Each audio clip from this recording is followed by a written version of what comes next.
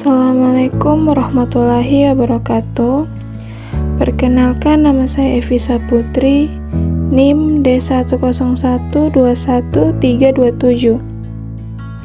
Saya akan menjelaskan tentang sistem pembentukan peraturan perundang-undangan. Proses pembentukan undang-undang diatur dalam Undang-Undang Nomor 12 Tahun 2011 tentang pembentukan peraturan perundang-undangan, sebagaimana yang telah diubah dengan Undang-Undang Nomor 15 Tahun 2019 tentang perubahan atas Undang-Undang Nomor 12 Tahun 2011 tentang pembentukan peraturan perundang-undangan.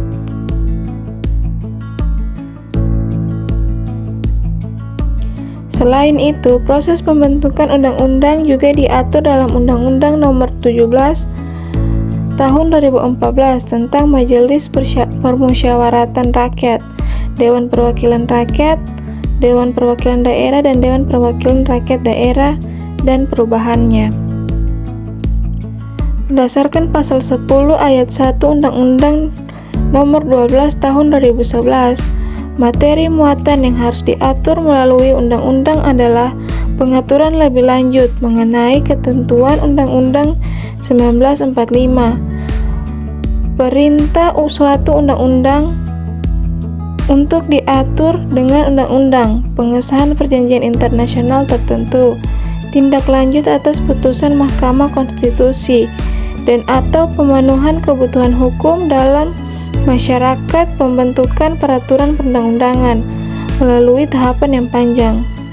Untuk membentuk peraturan perundang-undangan, pertama-tama harus dengan melakukan perencanaan atas dasar hukum yang lebih tinggi serta aspirasi dan kebutuhan hukum dalam masyarakat. Perencanaan penyusunan peraturan perundang-undangan dilakukan dalam program legislasi nasional atau prolegnas.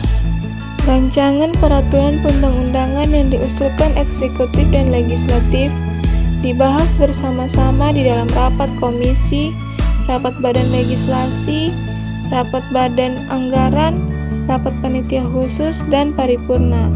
Setelah rancangan undang-undang disetujui oleh legislatif, rancangan undang-undang tersebut diberikan kepada legislatif untuk disahkan menjadi undang-undang. Secara garis besar, berikut tahapan yang harus dipenuhi dalam pembentukan peraturan perundang-undangan.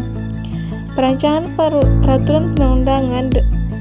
Perencanaan untuk penyusunan undang-undang dilakukan dalam program legislasi nasional yang merupakan skala prioritas untuk pembentukan undang-undang dalam rangka mewujudkan sistem hukum nasional.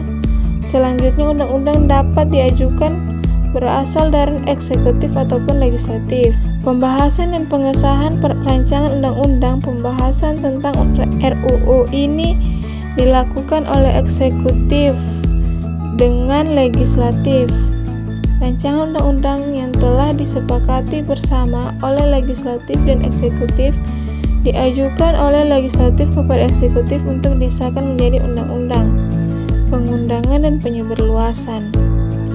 Asas pembentukan peraturan perundang-undangan dalam Undang-Undang Pembentukan Peraturan Perundang-undangan di Indonesia, Pasal 5 Undang-Undang Nomor 12 Tahun 2011 tentang pembentukan peraturan perundang-undangan menyebutkan bahwa dalam membentuk peraturan perundang-undangan harus berdasarkan pada asas pembentukan peraturan perundangan dengan yang baik, yang meliputi 1. Kejelasan tujuan, 2. Kelembagaan atau pejabat pembentukan yang tepat, 3. Kesesuaian antara jenis, hierarki, dan materi muatan, 4. Dapat dilaksanakan, 5. Kedayagunaan dan kehasilgunaan, 6.